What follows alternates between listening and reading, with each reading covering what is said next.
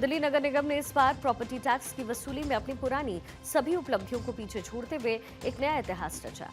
वित्तीय वर्ष 25-26 के आंकड़े कहते हैं कि निगम के असेसमेंट एंड कलेक्शन विभाग ने 31 दिसंबर 2025 तक ही 2,700 करोड़ रुपए से ज्यादा का टैक्स इकट्ठा किया।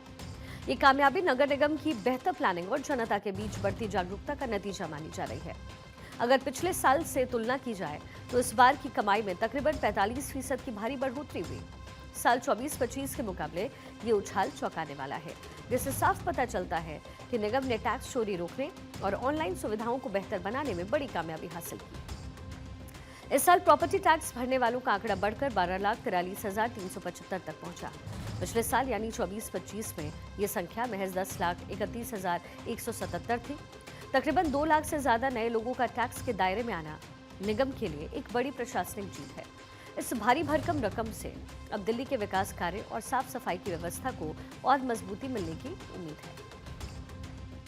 देश की राजधानी दिल्ली ने इस बार टैक्स वसूली में एक नया रिकॉर्ड बनाया है और ये रिकॉर्ड दिल्ली एमसीडी की तरफ से बनाया गया है। अगर पिछले साल की बात करें तो पिछले साल जो तमाम टैक्स धारक थे उन्होंने टैक्स उतना ज़्यादा नहीं भरा था जितना इस बार के वर्ष में उन टैक्स धारकों ने टैक्स भरा है। तकरीबन 2,700 करोड़ रुपए की वसूली इस बार दिल्ली एमसीडी ने किया है और इसके पीछे सबसे बड़ी वजह ये एमसीडी के अधिकारी मान रहे हैं कि लोग जागरूक हुए हैं। टैक्स भरने की प्रक्रियाओं को सरल बनाया गया और इसका सीधा लाभ एमसीडी को मिला है, क्योंकि पिछले साल के मुकाबले इस साल अगर हम टैक्स धारकों की बात करें तो 45% ज़्यादा बढ़ोतरी हुई है।